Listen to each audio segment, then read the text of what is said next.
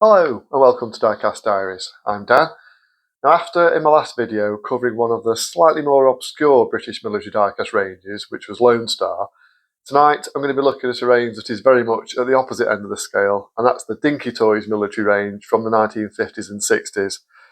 So Dinky have done quite a few military toys over the years, all started way back in 1937 with the mechanised army line. This was a fairly extensive range of what would have then been current vehicles and guns. Vehicles were sold both individually and in various box sets.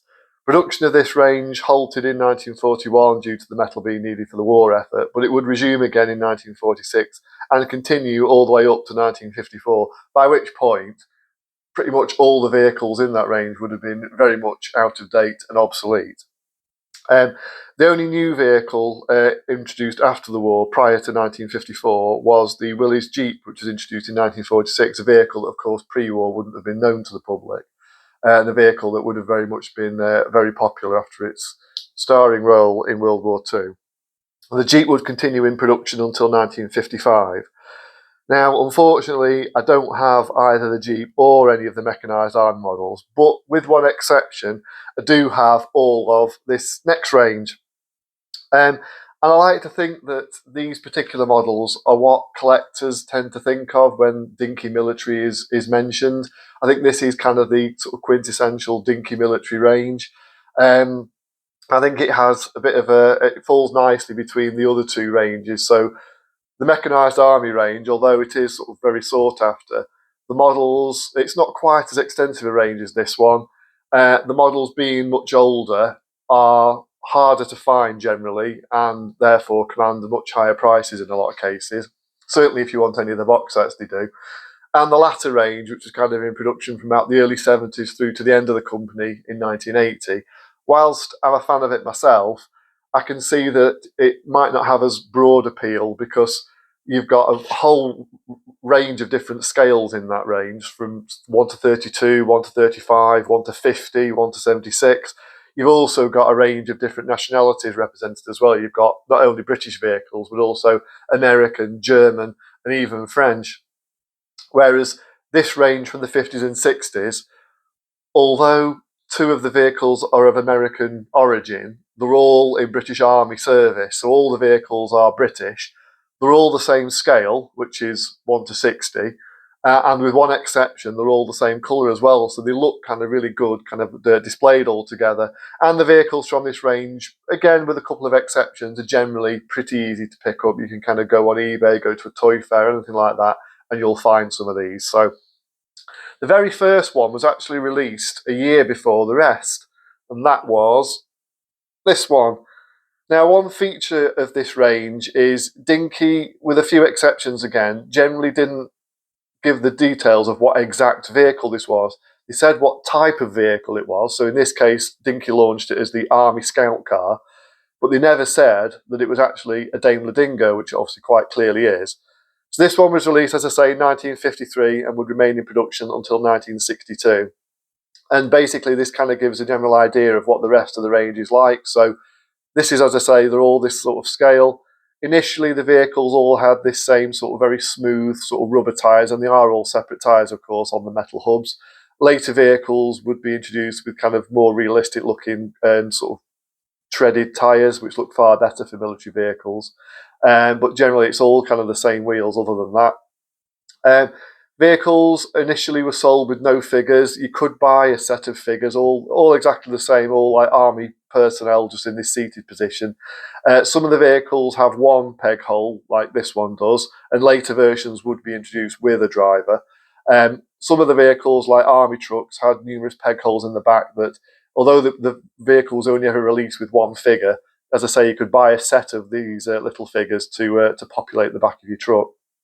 So Daimler Dingo, it's a very well-known British scout car from World War II. Most of the vehicles in this Dinky range are what would have been contemporary vehicles in British Army service at the time.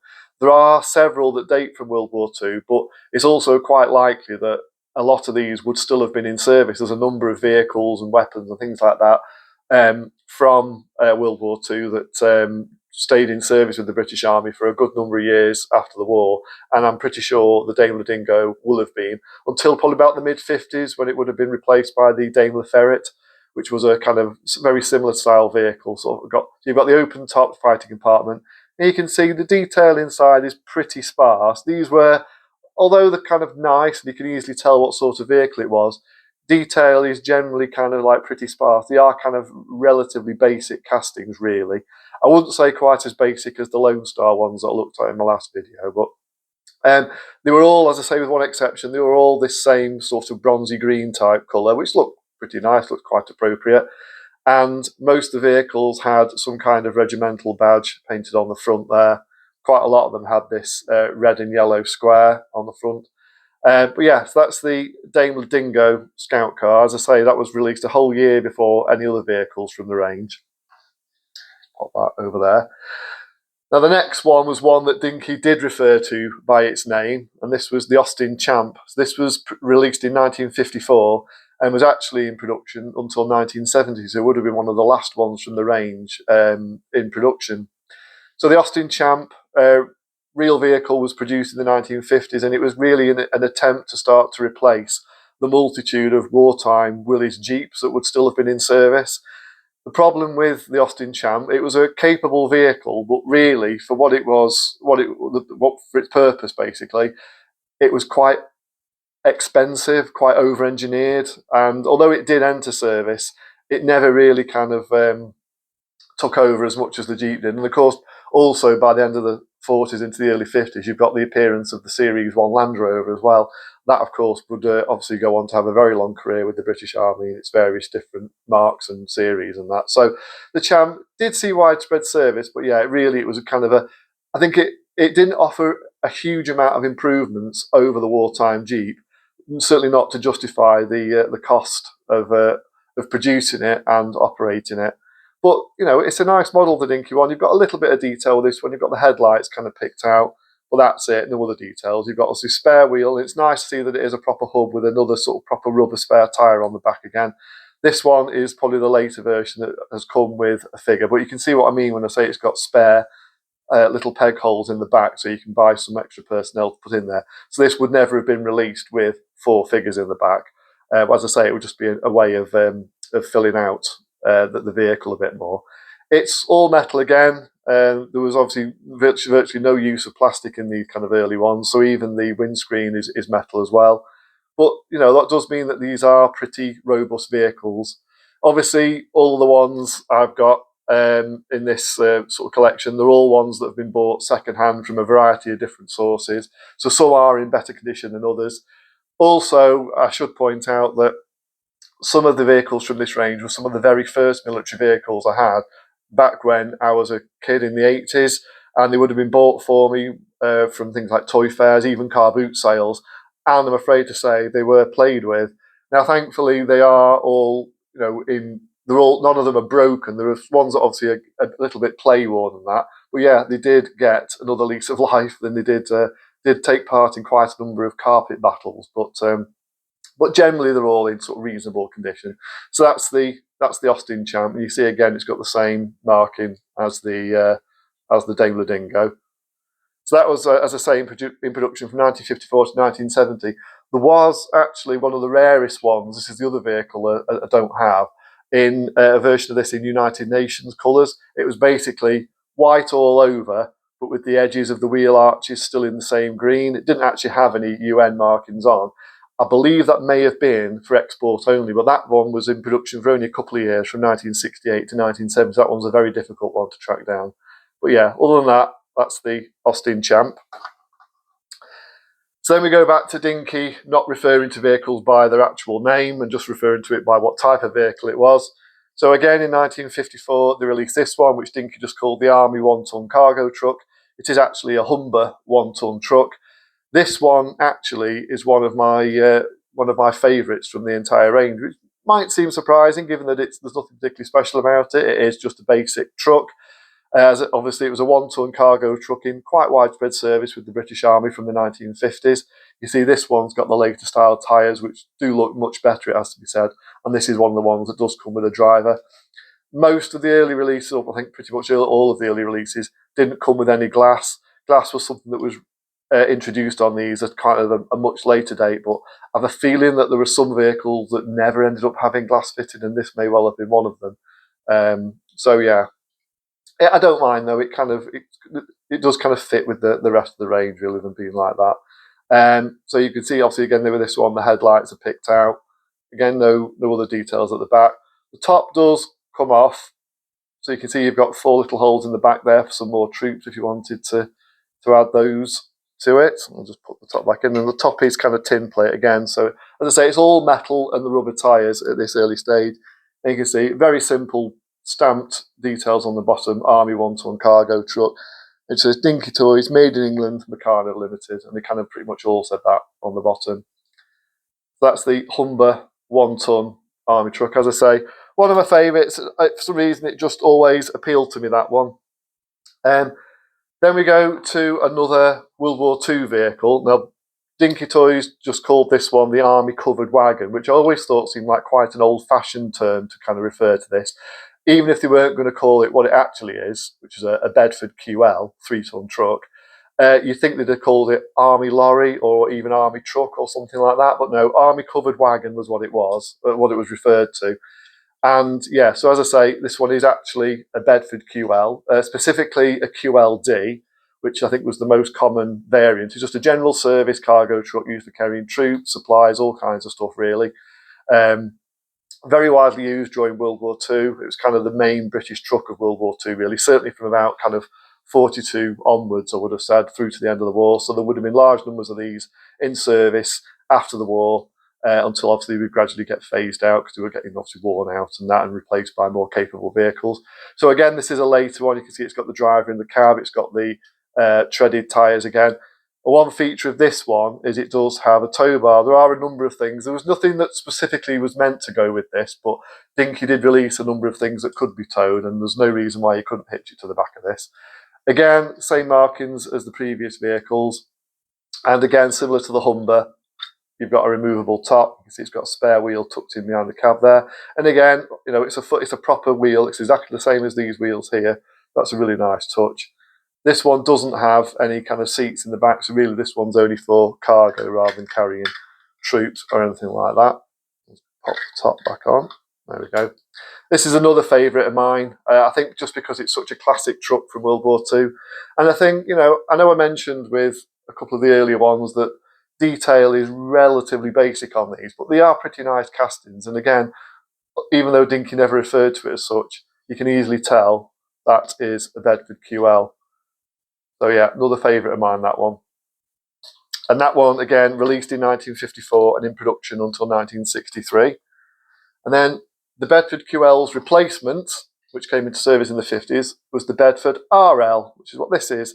Again, Dinky just called this one the 3-ton Army Wagon, and this again was also in production from 1954 to 1963. This one, unfortunately, is a little bit more play-worn. You can see, again, this is a later version that does actually have glass in the cab, as well as the driver. So it does make them look a bit more realistic with them having the glass in, rather than it looking like it's all been shot out compared to like on the earlier ones. So again, headlights picked out at the front. Again, same regimental markings. This one does actually have a sticker on the back. I'm not actually sure what that would refer to. It's certainly not what the weight of it, the weight of the vehicle. And these it can't be a speed limit thing either. So I'm not quite sure what that could refer to. Spare wheel mounted underneath.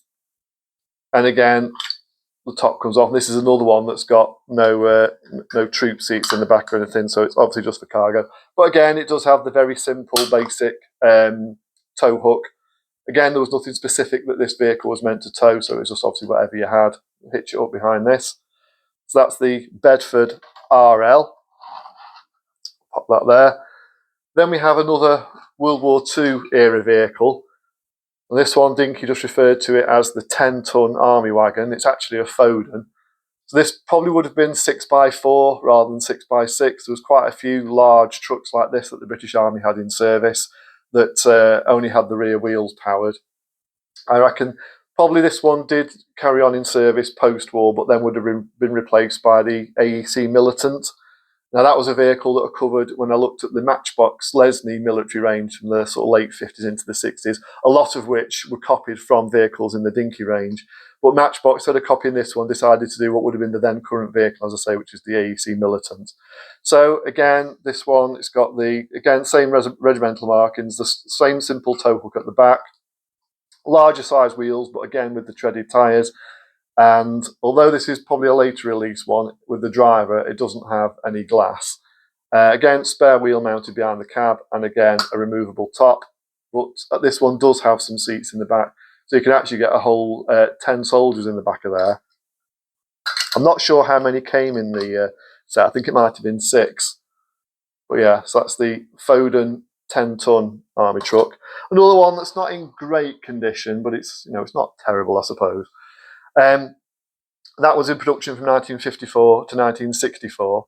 And then another World War II vehicle, and another one that probably did go on to see service post-war, is what Dinky just called the armoured car, but it is actually a Dler Mark1. So it's a very widely used British armoured car from World War II, armed with, I think it's a 40mm gun. This one does have a revolving turret. The gun barrel itself doesn't move. Of course, the gun barrel is all metal, which is nice. But yeah, no other features than that. It is one thing about this range is that there weren't really, apart from things like removable canopies or tow bars and that, and revolving turrets where it was appropriate, these didn't really have any working features at all. They were kind of pretty basic castings, but as I say, they were at least robust. So yeah, this is a vehicle I say saw widespread use with the British Army in World War II. There was quite a number of 4-wheel armoured cars that the British used, but I think this was probably one of the more widely used ones. So that's the Dler Mark1. Right there. And then this actually was one of the few vehicles that would survive into the subsequent military range that was produced from the 70s through to the end of Dinky in 1980, but the casting was altered. So from 1973 to 1975, it was fitted with what would have then been the current black plastic speed wheels, which were a little bit bigger than these really, but would have fitted in with other vehicles of the same era. It had a little plastic aerial fitted onto the turret, so it would have had the casting altered ever so slightly. And it was also finished in a lighter olive green colour to match other vehicles from that range. So yes, that one actually had a little bit of a reprieve and another sort of 2 years. That's not one I've managed to get. It's one I wouldn't mind picking up, but it's not one I'm kind of desperate for. I much prefer the earlier version. The one with the plastic wheels I don't think looks quite as good. But yeah, kind of strange that Dinky decided to pick that one of all the vehicles to kind of, last into the subsequent range, but obviously they did. So yeah, that's the Dler Mark1. And then we have what was probably the standout vehicle from this first main batch, and this was the first one that would have been in a Super Toys box. Actually, no, sorry, this one was also a Super Toy, the 10-ton. But yeah, this was probably the standout vehicle for many people from the range. So it is, of course, the Centurion Tank, and that is what Dinky referred to it as. He couldn't really I suppose they could have called it the main battle tank, but as the Centurion would have been pretty well known, yeah, Dinky did call it that. So this was in production. This one actually had a fairly long production life, 1954 to 1970. I think it stayed the same throughout its entire production run. So again, all metal. The wheels are these main sort of road wheels are just cast in as part of the detail.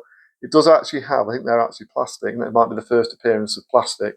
So you've got the idler wheel and sprocket wheel at either end of the tank, and then a proper rubber track. Now these would have rotated originally, so you could push it along and the tracks would have gone around. I'm obviously not going to try this. The tracks are intact with this, but I really don't want to risk it. You see this one unfortunately has got quite a battered underneath. But you can see Dinky Toys and Centurion Tank. Again, detail pretty nice. This one is certainly the heaviest model so far. Again, same markings as the other ones, and similar to the Daimler, a fully rotating turret. But again, the gun doesn't elevate or depress, but of course it is a fully metal barrel, which is very nice. So that would have been kind of the standout toy really from the first batch of models released in 1954. And it must have been a popular one, as I say, with them keeping it in production until 1970. Yeah, so that's the Centurion Tank. And then we have a couple of models that were released in 1955, the first of which is what Dinky just called the armoured personnel carrier, but it is, of course, an Alvis Sar. Now this, along with the Centurion, was another one of the vehicles that Matchbox copied in their little range. This one, unfortunately, it was bought second-hand from a car boot sale. So this is another one I've had since the 80s, another one that will have featured in a number of battles on the dining room floor or whatever. The barrel on the machine gun turret was broken off, so my dad actually made a replacement machine gun out of a nail. The original gun's actually a much thicker barrel. It's actually supposed to be a Browning 30 caliber. So this is one, although the rest of the vehicle is not in terrible condition, it's a little bit play-worn, but this is one I would like to replace at some point, just so I've got it with the proper turret. You can actually buy this range, with it being such a common range, you can actually buy a whole number of spare parts. These, from wheels and tyres to the figures, replacement decals for the little regimental markings and that kind of thing. And you can actually buy complete parts like the little turret. I think you can even buy the Centurion turret. Obviously, it would need painting, and I would need to find some way of disassembling this. So this is a particularly common one. It's not a rare vehicle from the range at all. So I think it's just a matter of me finding one at a reasonable price, and hopefully one where the paintwork's in better condition as well, for me to get one in proper original condition. Other than that, it's a nice one. Obviously, this would have been a current service vehicle at the time. So that's the Alvis Sar, or armoured personnel carrier. And that was in production from 1955 to 1962. So not a huge production run for that one. And then we have the first artillery piece in the form of the World War II era 5.5-inch medium gun. This one is by far the most delicate of the kind of models that have been released so far. So this would have been a World War II artillery piece firing a shell with a diameter of 5.5 inches. Some nice features with this one. This is kind of the first one that has any real working features. So the barrel sort of elevates and depresses nicely, and it's also a gun that has a split trail, so it will fit behind. Well, arms will go together for towing, and it will fit behind obviously any number of the vehicles that we've already seen. So if I just bring out Foden, for example, it will fit nicely on the back there like that for towing purposes. I don't think this gun was meant specifically to go with any particular vehicle. There isn't a sort of specific vehicle that I've ever seen it sort of paired with, so it kind of looks kind of nice behind the Foden. It would have kind of been nice if Dinky had done something like an AEC Matador, which was another World War II artillery tractor that again would have gone into stayed in service into the 50s. That would have been quite a nice one. I can imagine it fitting quite well into this range, and that's the type of vehicle that would have towed this certainly during World War II. But yeah, so it can fit nicely behind that. But also, as I say, either of the two Bedford trucks that we looked at before, it'll fit nicely behind those. So this one, it's quite a nicely done model, as I say, certainly the most delicate. And it's the first one that we've kind of really seen any kind of extra bits of colour on, with these white on what I'm guessing is the range. We sort of decide on obviously the range for the gun, shows you the elevation of the gun. But yeah, that's a particularly nice one, and that's the 5.5-inch medium gun. So then we move into a couple that were released in 1956, and we have the next super toy released, and this was one obviously meant to accompany the Centurion Tank in the form of the tank transporter, as Dinky called it, but it is of course a Thornycroft Mighty Antar tank transporter, kind of the standard British Army tank transporter from the 50s, and would have been into the 60s as well. This is another one that Matchbox copied, but of course their version, being quite small, didn't have any ramps on the back. This one does have working ramps. So this was sold singly from 1956 to 1964, but of course the obvious thing to do is to pair it up with the Centurion, and these were sold together from 1957 to 1964. So I'll just rotate the turret round, and that can sit on the back like that. And this is kind of really one of the standout toys from the range. Again, it's all metal. There's no kind of plastic on this at all. The trailer is permanently fixed to the truck, so you can't unhitch it at all. A bit similar with the Matchbox one, really. That was permanently attached as well. So you've got the spare wheel that's kind of nicely put on top of where the trailer coupling is. Just showing out of the way.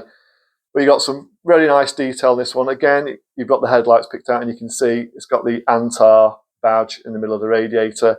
Again, this is another one with a driver in it. You've got the sort of ballast boxes behind the cab. and the winch, sort of fairly basically moulded, but it's there at least. And then some nice sort of cast detail in the trailer. And as I say, obviously you've also got the working ramps at the back there. So this would have been probably one of the more expensive toys from the range. Again, this is obviously a pretty weighty model. You can see underneath, it just says Thornycroft Mighty Antar. So they did actually put the name of it. In catalogues, it was only ever referred to as tank transport. So on this back bit here, this is obviously a picture taken out of a catalogue. It just calls it tank transporter, and then in brackets underneath, super toy. But it does actually say underneath Thornycroft Mighty Antar. Now this was a vehicle that they actually did a couple of civilian versions of. They did one carrying an electrical transformer on the back, and they also did one, I think, with a slightly different trailer that had a big ship's propeller on the back. Each one had different coloured cabs. I think one was like a sort of reddish colour and one was a yellow colour. So it was a vehicle that I'm assuming did see some civilian service for heavy haulage duties. And obviously Dinky, like any other manufacturer, would want to get as much use out of its castings as possible. Obviously a lot of these military ones, that simply wouldn't have been possible because they didn't have any uses in civilian life. But yeah, so the Antar, there were a couple of civilian versions as well. So what I'll do is I'll put the tank on the back there, but just move this to one side for the time being. So I say that was released in 1956, and then the other one, another model released in that same year was the military ambulance. So this was in production from 1956 to 1965. I say Dinky just referred to it as the military ambulance, but it is based on a Ford. Another one that Matchbox copied. So this was a fairly standard 4x4 truck that was in British Army service from the 1950s. There would have been various different versions of it, so there would have been like a general service one with a canvas tilt on the back, but Dinky decided to do the ambulance version, which is nice. And it gives you kind of the first real splash of colour in the series. Now what's kind of nice in a way is these would have been quite easy to have just done them as stickers or something like that, but they're actually cast. Actually, you can see that the cross is raised up. It's actually like a sort of 3D kind of cross. And then obviously picked out in white and red, and then similar on the doors. And this nicely has a couple of opening metal, still all metal. Obviously a very bare interior, there's nothing in there at all, it is just an empty metal box. But it's nice to have the doors on the back. And you can see this one, as well as having the headlights picked out at the front, this one does have a different regimental badge. I believe the red and yellow one is Royal Armoured Corps. I think this blue and yellow one is Royal Army Service Corps, which would obviously be more appropriate for something like an ambulance. So yeah, so that's the Ford military ambulance. But it's a nice one, that, as I say, with it having some opening doors. I'll just pop that in the gap now that the Centurion's vacated it. Then we have so you can see over the last couple of years, so 1955, 1956, each year has only seen a couple of models released. But then we have a whole clutch of models released in 1957, starting with 3 more super toys, the first of which is this one that was just referred to as the recovery tractor, but it is a Scammell Explorer. It's yet another one that Matchbox copied. So this is a vehicle that replaced the wartime Scammell Pioneer. It's kind of, although it does date from the 1950s, it's kind of very dated technology. These are very capable vehicles, they're very, very powerful, but extremely slow, very sort of ponderous vehicle, but would see use in the recovery role for a good number of years, and then also would have a fairly extensive civilian life for heavy recovery duties and things like that. Now this one, obviously you can see it's got the recovery crane at the back with a nice metal hook, and you can actually just try and demonstrate. You can see you can lower the hook by turning this handle at the back. The handle, I suppose, does detract from the model ever so slightly. It's a little bit stiff, I have to say, so I don't really want to force it. But you can see that, you know, that would obviously raise and lower the hook. The actual jib itself is fixed in place. There's not a huge amount you could do that, but you could lower the hook down enough to hook another vehicle onto it for towing. You can see this one again has a completely different badge, so I'm guessing that would be the Royal Electrical Mechanical Engineers, which obviously be an appropriate unit to be using a big recovery vehicle like this. And you can see again, this is another later one with it having the windscreen glass and the seated driver inside. That's the military recovery tractor, or Scammell Explorer to give it its proper name. Start a new row with that one. And then we had the medium artillery tractor. as Dinky called it, but it is actually a Leyland Martian. So it's a 6-wheel drive vehicle specifically built for towing artillery pieces. So it's, instead of it just being a standard army truck, you can see this one, it's got what you'd call these days a crew cab. Obviously enough space in there to house the entire gun crew. And then space in the back for carrying ammunition or any other bits that you might need. You can see the nice feature of this one, it does actually have 2 spare wheels in the back. Again, with this one, you can take the back off, so you can see it's got a single space for a figure to go, and it's got some very nicely cast detail of shells that's carried in the back, which is a really nice feature of this one. This is another favourite of mine from the range. I just think the real vehicle is kind of a really impressive thing. But yeah, and obviously for its role as an artillery tractor, it's got the tow hook. Again, a different badge. I'm guessing it would be Royal Artillery. It would be very appropriate for this. I'll just put the top back on like that. So yeah, so that's the medium artillery tractor. This was in production from 1957 to 1965. And there is specific, obviously the 5.5-inch gun that we looked at earlier could quite easily go behind this, but I think it was meant to go with a gun that was introduced later on, which we'll come to shortly. So that's the medium artillery tractor. And then the other super toy released in 1957, it's the one vehicle that's not in the same bronze green colour as everything else. So it was known as the RAF Pressure Refueler. It is actually a Leyland Hippo. So this would have been a standard RAF refueling truck introduced in the 1950s. Does actually have a tow hook, which seems quite unusual. There's nothing that this one is meant to tow as part of the range. I'm guessing on airfields there could have been towed sort of fuel barrels that this one could have had. So you've got all the pump equipment housed in this section behind the cab, and then you've got obviously the tank for holding the aviation fuel. No working features on this one. It should actually have an RAF type roundel on the front there, but unfortunately it's missed on this one. Otherwise it's one that's not in bad condition. Now, this one wasn't actually in production for very long. I think this is one of the kind of slightly harder to find vehicles from the range. This was in production from 1957 to 1960, so not long at all, really. It's another one that Matchbox copied. But yeah, I think it's a particularly nice one. As I say, it does, I suppose, stick out compared to the others, which are in this kind of nice bronze green, but I like it, and I think it's a nice vehicle for Dinky to have done. So that's the 10. I think it's a 10-ton pressure refueler, but it is actually a Leyland Hippo. Put that there. And then also in 1957, we have another World War II vehicle, and kind of an unusual vehicle for Dinky to have done. So Dinky just called it the Armoured Command Vehicle, which is what it is. It is actually an AEC 6x6 chassis. Now, it's certainly an unusual looking vehicle. It is a genuine one. One nice thing with this whole Dinky range is they're not only all real vehicles, but they're all real military vehicles. There are no kind of repurposed civilian ones or anything like that in this range. No repaints. Like I know Corgi did a few in that sort of style in the sort of 50s and 60s. So it's a World War II era recovery armoured command vehicle. The reason I say it's kind of a bit of an unusual one is there were only kind of, I think, a little less than 200 of these built. It kind of came into service late on in the Second World War. And if Dinky wanted to do an armoured command vehicle, a far more obvious choice would have been what was known as the AEC Dorchester. Now, I referred earlier on to the AEC Matador when I was talking about a tractor for this. If Dinky had done that, they could have used the same chassis to do the Dorchester. It was a 4-wheel armoured command vehicle. That was very widely used. It was also a vehicle quite highly prized by the Germans. I know the Afrika Korps captured about 3 of them. Rommel himself used one as his personal vehicle. Called the Dorchester because obviously as far as military vehicles go, they were quite luxurious.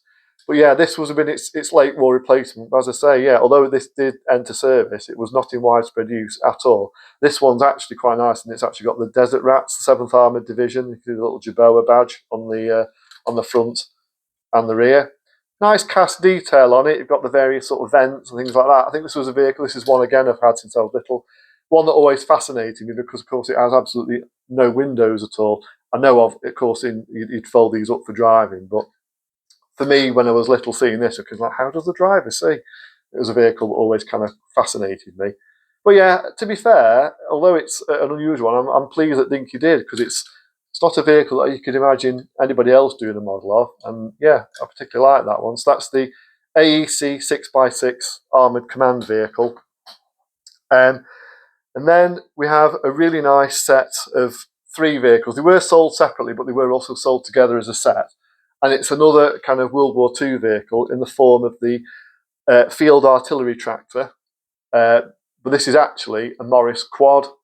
The quad gun tractor was quite a well-known, well-used vehicle by the sort of British and Commonwealth forces. So the Morris version would have been kind of in service earlier in the war. They later on were superseded by ones built by Ford and the Chevrolet of Canada.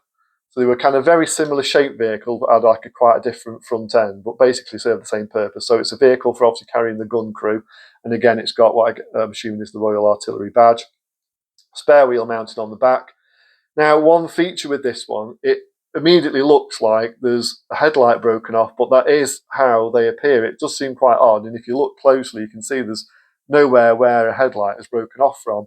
So it does seem quite strange. I've seen pictures of these that do have 2 headlights, but there obviously must have been some, and this is the one that Dinky chose to copy that only had the one. So it does make it look a little bit odd. Other than that, I really like this one. It's another favourite of mine from the range. So this was introduced in 1957, and again must have been a pretty popular one as it was in production until 1970. So the obvious thing for this is to include something for it to tow, and what it would have had in World War II is a 25-pounder gun limber, which is what this is. So pretty basic.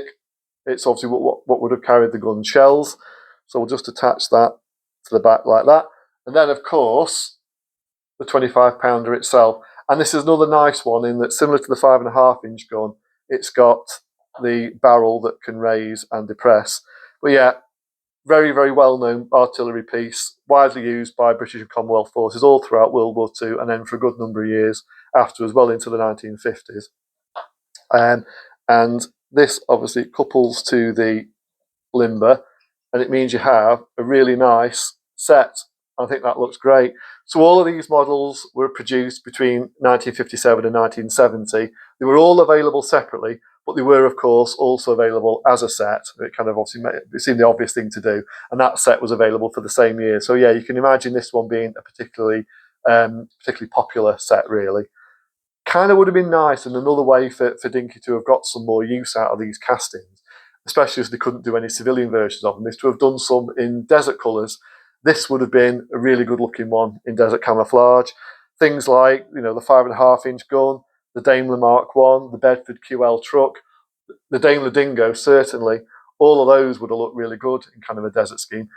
There are ones that you'll find people have done their own versions of, like Code 3 repaints, as they're called. You will come across them on eBay and places like that, and you might, for the uninitiated, you might think, oh, desert one, Dinky vehicles in desert colours, but they're not, of course. They are repaints. Dinky never did that, but it would have been a nice range for them to do. But yeah, that's another favourite set of mine from this particular range. So that's the field artillery tractor, or the Morris quad, with the 25-pounder gun limber and the 25-pounder gun itself. And then that was it for 1957. So then we have a couple of vehicles from 1958. The first one being another vehicle that Matchbox copied, and this is the Army water tanker. It is actually an Austin K9. So I suppose a slightly more unusual vehicle, but it's a vehicle that, of course, an army needs a vehicle carrying water for the soldiers to drink. So, as I say, Matchbox copied this, but the real vehicle was used, again, similar to other ones. There was a variety of different versions of this. So again, there would have been a general service one with a canvas tilt. But Matchbox also chose to do a radio truck. So it has exactly the same cab, but then a kind of big sort of squarish sort of cabin type thing at the back. It's a real shame that Dinky didn't kind of like almost copy it back off Matchbox and do that, because in this sort of scale, the radio truck would have looked really good. So I think, again, looks like Royal Army Service Corps markings, again, perfectly appropriate for a water tanker. But yeah, so that's the Austin K9 water tanker.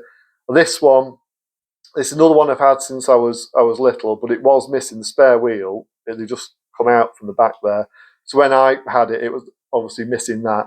This is one of the kind of spare parts I referred to earlier on that you can get. So it's just a spare wheel, sort of new reproduction tyre with a green painted wheel hub in it. So that bit's not original, but obviously the rest of it is. That's the Army water tanker. And then the other one released in 1958 was the 7.2-inch howitzer. There's yet another World War II era artillery piece.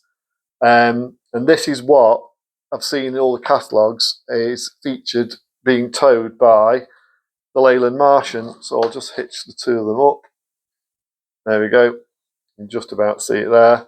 They make quite a nice pairing. They weren't sold together as a set. They were only ever available separately. But in all the kind of Dinky catalogues that I've seen or anything like that, these are always the two vehicles that are kind of paired together. And they look pretty good. This is obviously quite a substantial gun with a 7.2-inch caliber. The gun itself, let's put that out of the way.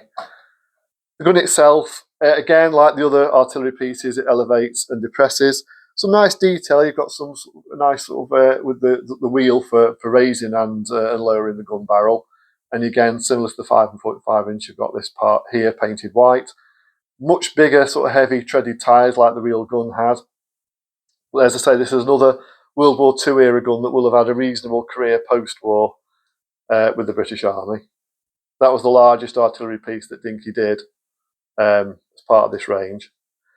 So that was it for 1958. Now, the one vehicle that was released in 1959, and what is probably the standout vehicle from the whole range, is unfortunately the one that I don't have, and that's the Corporal Missile Erector vehicle with big plastic missile and launching platform. It's a very large vehicle. It's one I'd very much like, but obviously with it being a big one, it's quite an expensive model to find, and also with it being quite a fragile model, you kind of want to get a boxed one to make sure that you got one that was complete. And obviously, as soon as you start looking at boxed models, the prices kind of get more and more expensive. So unfortunately, that's not one that I've got. But in that vehicle, by the way, was in production from 1959 to 1964. But in 1960, a vehicle was released to accompany it, and this is one of the two American-produced vehicles, models of vehicles of American origin, but in British Army service. So it's the Missile Servicing Platform vehicle. So this is a very niche, very specialised vehicle that Dinky decided to do a model of. It's only meant for servicing the Corporal missile. Even the basket is shaped to fit round the missile. So it's obviously when the missile is kind of vertical on its launch pad, this would park up and the kind of hoist could raise, and you'd have figures in the back, soldiers in the back there for servicing any missile or servicing whatever they needed doing with the actual missile. So this model does also have fold down legs, which I'll just do to hold it sort of more steady. Let's fold those down. So it is a real vehicle, and I think because the Corporal missile system itself was American, it was obviously a weapon that was used by the British Army, but it had a whole array of its own support vehicles, and hence why we ended up using an American truck. It's actually based on the International M54, which is a 5-ton truck in the US Army used in sort of very large numbers. Why, it does seem odd that we wouldn't just use this kind of thing, but on a British-made truck, but I think it was just easier to buy the pre-made American vehicle that came along with the whole Corporal missile system. So yeah, a very niche vehicle. That is literally all it's for, is servicing the missile up on its platform, but a very nice one. I think this is kind of one of the more harder to find vehicles from this range. It's another one that's quite fragile. I was lucky I was able to get this one off eBay boxed. Sorry, not unboxed, but in really good condition. There's a little bit of playwear to it. But as I say, one good thing is, with the exception of the basket and this bit here, which is plastic, the rest of it is all metal again, which does at least mean it is pretty robust. And again, with this one, it's got the Royal Artillery badge on the front, headlights picked out again, but some nice detail all around it. Let's move that up so you can see on the back there and on the back itself. This was produced from 1960 to 1964, so not a huge production life, and I think that's part of the reason why it's probably one of the ones that's harder to find. But yeah, quite a specialist vehicle, that one. And then the last one would be one that would actually have quite a long production life. This is another one, similar to the re-release version of the Dler Mark1 armoured car, would go on to form part of the main Dinky military range in the 70s. So it's the Honest John missile launcher, which is what it is. That the missile, I forget the reason why it's called that, but it is a genuine missile. It's an American weapons system that was purchased by a number of Western armies. I think obviously the British Army, also I think the West German Army, they used these, and probably other countries as well. So it was kind of a tactical missile for battlefields. So it wasn't one that was meant to go like hundreds and hundreds of miles to a different country. I think it had a range of about 15 miles. Could be fitted with either a normal high explosive warhead, or it could actually be fitted with a nuclear warhead. Thankfully, that's not one that it's not one that ever got used in anger. The missile is plastic, but it's moulded sort of very nicely. Technically, one that's sort of white would be more like a sort of a test missile. The real ones would obviously be in camouflage similar to the vehicle, but it certainly makes it stand out nicely. So this is, you can get reproduction versions of this, but this is the original plastic one, which is pretty nice. The good thing is, Corgi did a number of vehicles with I think like a Corporal missile launcher and a Bloodhound missile, and they had rubber nose cones. And the problem with those is I'm sure they did it because it was like slightly softer, but they tended to perish. Whereas with this plastic one, it's obviously fine. So that's the missile. And the vehicle itself, same carbon sort of basic chassis as the servicing platform. This is actually the one that's got the most plastic. All this kind of rear part is plastic, but it's nicely done. You've got some nice detail moulded in the sort of checker plate. And then the actual launcher itself does raise up. Now, this is probably the vehicle, as much as I like it, this is possibly my favourite vehicle from the entire range. It is actually the one that's probably the least accurate. The missile, Dinky wanted it to have a firing function. I'm not going to demonstrate that because I don't really want to risk launching this. I don't think it was terribly effective anyway. It's even though it's plastic, it's fairly weighty. But the real vehicle, the actual launcher rail would have been much shorter, certainly for transport purposes, and I think it would have folded out for firing. The other difference is that the cab would have been sort of folded flat. So you tend to see these, the chances of when the missile would launch, it'd probably end up destroying the cab if it's in like this. But I much prefer it in this kind of configuration. I think it looks much better like this. So I can forgive Dinky a bit of artistic license with that to make the toy better. You can see you've got this metal bit here that you kind of pull back. I've never tried firing the missile. As I say, I don't really want to risk it, and I don't think it'd be terribly effective anyway. So the launching rail's got a little bit of traverse, but not too much. And then obviously, as you can see, raises up.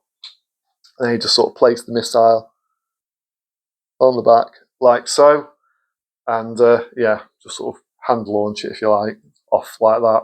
So that's the Honest John missile launcher vehicle. The actual vehicle, it's obviously based on the International M54 again. Well, this specific vehicle was known as the M386 Transporter Erector Launcher. Obviously, because the vehicle transports the missile, raises it into firing position, and launches it.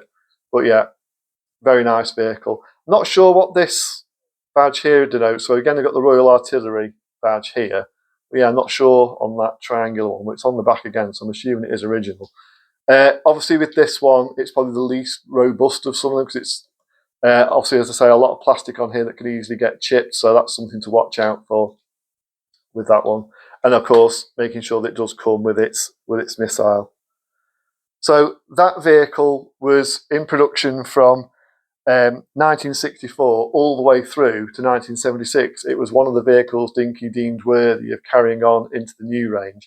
The only thing is, they did slightly alter it. So I think from about 1973 till the end of its production life, it was given a completely different paint job. It was given the same lighter olive green paint job as the speed wheel version of the Daimler armoured car, as a lot of the vehicles in the sort of 70s military range had that colour. The only problem is they didn't alter the plastic bit at the back at all, so there's a real contrast. You can see there's a slight contrast with this. It's obviously a thing that has kind of plagued diecast manufacturers over the years, which is if you're going to have metal parts and plastic parts, it's getting them the exact same shade of whatever colour it is. It's not too bad on this one, but yeah, on the later releases of this, the lighter olive metal bits really sort of contrast with this, so it doesn't look as good. Other than that, the vehicle is exactly the same. It didn't have different wheels or anything like that. It was sold in a different box. It was a kind of bubble top box like a lot of the models from that range were. But yeah, so that would have been the last one in production, as I say, through until 1976. So that's the full range, as I say, with the unfortunate exception of the Corporal missile launcher. It's obviously one I would very much like to get, but yeah, to kind of really make sure that you get one in perfect condition, you do kind of really need a boxed one. So yeah, I would like to get one. What I'd love to do, of course, is because Corgi also did their own version of the Corporal missile launcher, I'd love to get one of each and kind of compare the two. That would be a great one, but yeah, I fear that may be some way off. So this was kind of a range I've wanted to do a video on for quite a while. It was one of the ranges that kind of what made me kind of want to do these videos in the first place. I think when I first set out to want to do this, obviously I did some research to see what was already out there on YouTube. I didn't want it to be like dozens and dozens of videos covering subjects that I was intending to cover. And although there were some videos featuring this particular range, there weren't a huge amount, nowhere near as many as I was expecting there would be. And also, I mean, some of them, the models that were in the videos weren't in very good condition. I remember there was one where the vehicles weren't even in their original colour scheme. They're in kind of like a green and brown scheme, so obviously had been repainted at some point. So that kind of made me think that maybe there was a bit of a gap. There was no room for a video that would cover the whole range, or as much of it as possible at least. So yeah, so as I say, this was a particular range that I've wanted to do. So Dinky, as I say, I am quite a fan of the later range, the one from like 1973 till 1980, and I do have a reasonable, I think pretty much all of that range. Quite different in feel, as I mentioned at the start of this video, it's quite different in feel, and obviously there's a whole range of different scales in that video. And obviously a lot more working features, a lot more use of plastic, but it does mean we get some quite detailed models. Now, of course, one thing to mention with this particular range from the 50s and 60s is that at the same time in Dinky's sister factory over in France, French Dinky Toys had their own military range. And although it's from the same era as these, the French Dinky ones tended to be, as I kind of mentioned in my video on the Duck W, because that was one of the models they did, their models tended to be much better detailed, have more interesting features, and just generally were kind of a cut above this sort of Dinky range. Unfortunately, I don't have the full French Dinky range. I have about half a dozen of the models, obviously Duck W included. So I might do a video on those, although as I say, it's not going to be the full range. I think that would be an interesting one to do. And as I say, the later Dinky military range, I'll do a video on that as well. But yeah, I think this one's gone on for a little bit too long, so I will end it there. But yeah, just thought that would be a good one to cover. As I say, it's what I kind of think of as the sort of like main military range when you think of Dinkies. So as I say, most of these are sort of relatively easy to get. Obviously condition, as with everything, varies, and obviously if you get it in box condition, it's going to be considerably more, but generally you can pick these up quite easily. Certainly if you're willing to do repaints or something like that, you can pick them up sort of pretty cheaply. So they're not a difficult range to find generally, but yeah, a very popular one. So that's the Dinky military range of the 1950s through to the, well, technically through to the early 1970s, but really the majority of them kind of ended in the 60s. So I will leave it there for now. And in the meantime, please do like, share, subscribe, and comment. And I'll see you all very soon. Bye.